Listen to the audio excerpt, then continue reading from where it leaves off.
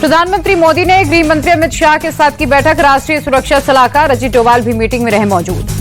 भारत ने पाकिस्तान के 600 से ज्यादा ड्रोन मार गिराए। रक्षा मंत्रालय के सोर्सेज के हवाले से खबर। एयर डिफेंस गन ने सभी ड्रोन हमलों को नाकाम किया। रक्षा मंत्रालय के सोर्सेज के मुताबिक 1000 से ज्यादा गन सिस्टम पाकिस्तानी ड्रोनों से निपटे। करीब 750 शॉर्ट रेंज और मीडियम रेंज मिसाइलों का इस्तेमाल हुआ। भुज एयरबेस पर रक्षा मंत्री राजनाथ सिंह गरजे। ऑपरेशन सिंदूर अभी खत्म नहीं हुआ। अभी अपने सिर्फ ट्रेलर दिखाया, समय आने पर पूरी पिक्चर दिखाएंगे।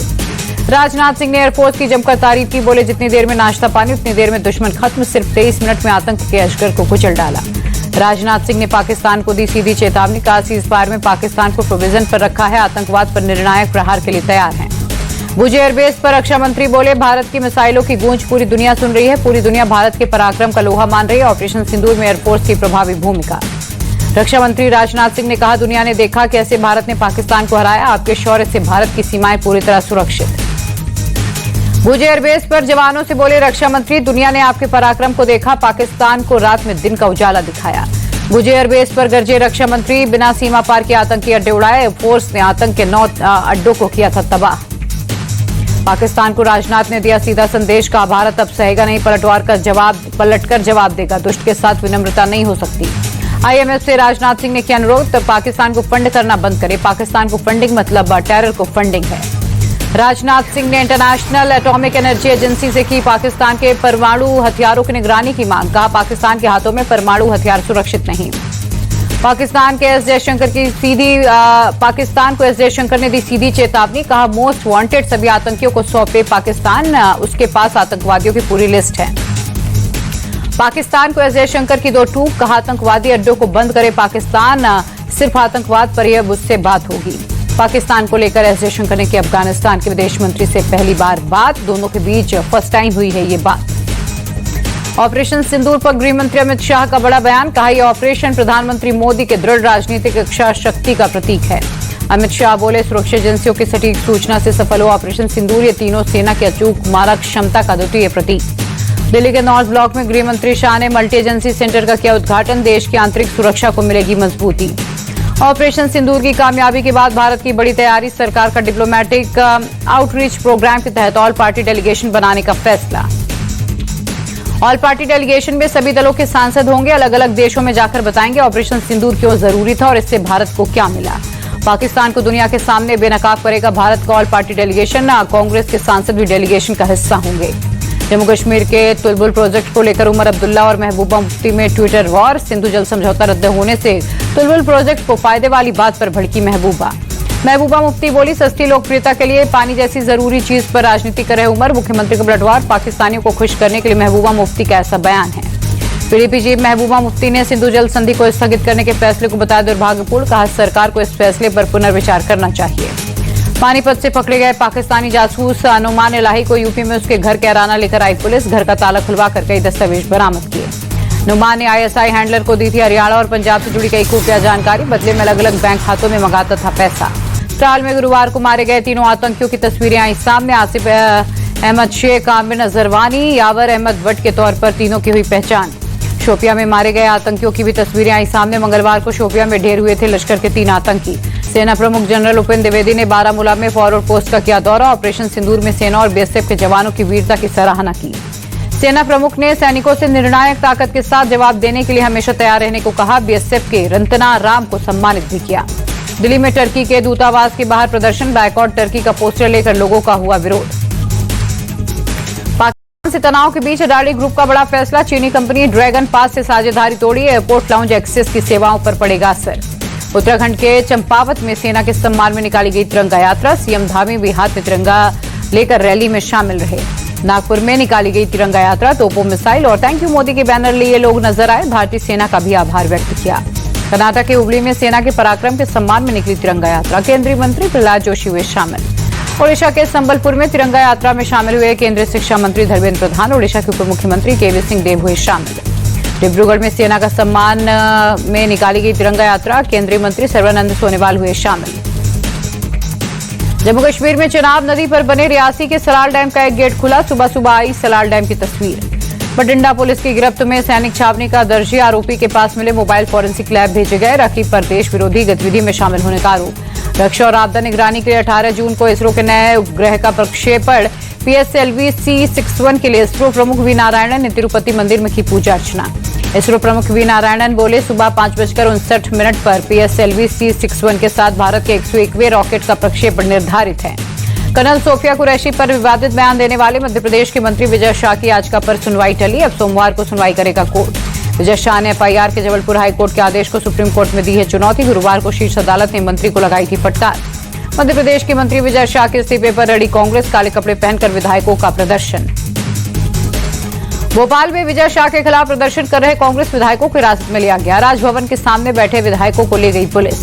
विजय शाह के बयान पर बोले छत्तीसगढ़ कांग्रेस अध्यक्ष दीपक बैज, बीजेपी को ऐसे लोगों के खिलाफ कार्रवाई करनी चाहिए थी। विजय शाह को बीजेपी क्यों बचा रही?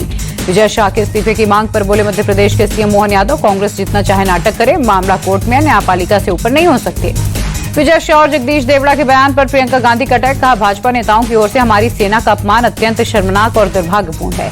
प्रियंका गांधी बोली, ऐसे नेताओं पर कार्रवाई की जगह इन्हें बचाने की कोशिश हो रही है। ऐसा कर सेना और देशवासी को क्या संदेश देना चाहती है बीजेपी? समाजवादी पार्टी सांसद राम गोपाल यादव का ट्वीट लिखा, व्योमिका सिंह पर मेरी पूरी बात को सुने बिना मुख्यमंत्री ने ट्वीट किया, सीएम की नाक के नीचे अल्पसंख्यकों, दलितों, पिछड़ों पर अत्याचार होता है। यूपी के डिप्टी सीएम ब्रजेश पाठक का सपा पर अटैक। कहा, राम गोपाल ने दलित समाज का अपमान किया, अखिलेश यादव अभी तक चुप क्यों? यूपी महिला आयोग की उपाध्यक्ष और बीजेपी नेता अपर्णा यादव का राम गोपाल के बयान पर पलटवार। बोली, महिलाओं और बेटियों को लेकर भारत में एक विशेष स्थान, सपा और इंडी गठबंधन को माफी मांगनी चाहिए।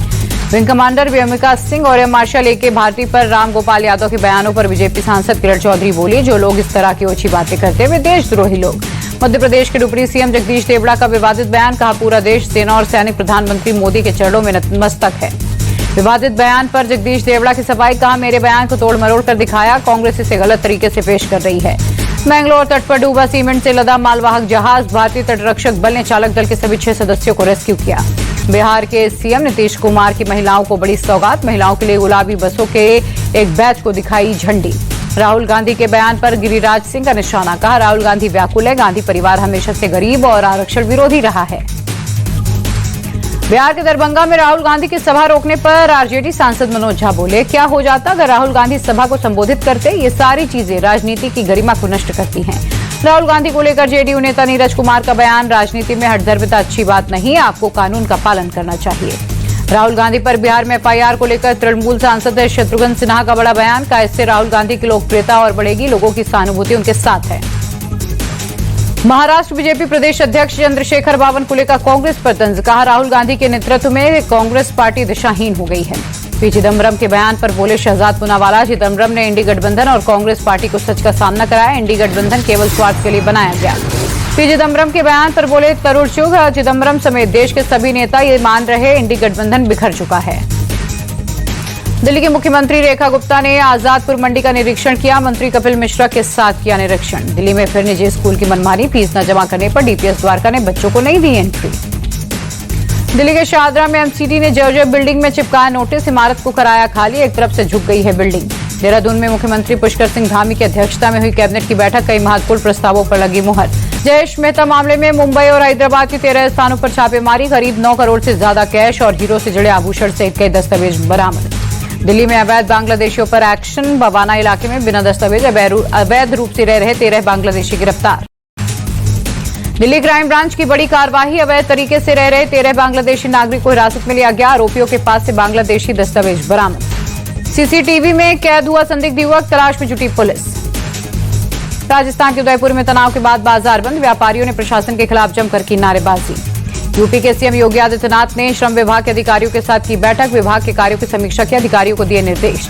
यूपी ATS को मिली बड़ी कामयाबी, साइबर ठगों को सिम उपलब्ध कराने वाले गिरोह का खुलासा, 6 सदस्य चित्रकूट से गिरफ्तार।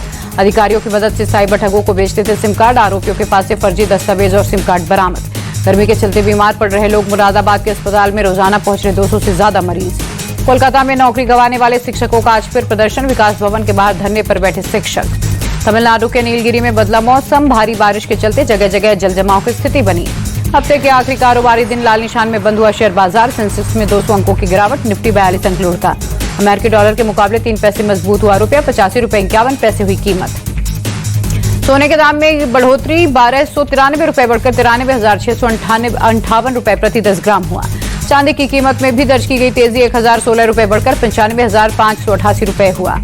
इंडियन बैंक ने लॉन्च की 2 नई एफडी स्कीमें। 444 दिनों की स्कीम पर मिलेगा 7.90% इंटरेस्ट। आरबीआई रेपो रेट में 0.50% की कटौती करेगा। होम ऑटो लोन सस्ते होंगे, रोजगार के बढ़ेंगे अवसर। इंडिगो टर्किश एयरलाइन डील का एयर इंडिया ने किया विरोध। सरकार से कहा इस पर रोक लगाएं, ये राष्ट्रीय सुरक्षा के लिए खतरनाक है। दुनिया में सबसे अधिक भारत में बढ़ेगी तेल की मांग, चीन अमेरिका भी छूटेंगे पीछे। वीआई ने सुप्रीम कोर्ट में राहत मांगी। एजीआर ड्यूज पर 30,000 करोड़ की पेनल्टी ब्याज को माफ करने की मांग की। कंपनी ने सुप्रीम कोर्ट में नई याचिका दाखिल कर तुरंत सुनवाई की लगाई गुहार। जेंसोल के खिलाफ दिवालिया कार्रवाई की मांग। इरेडा के 510 करोड़ रुपए नहीं चुकाए।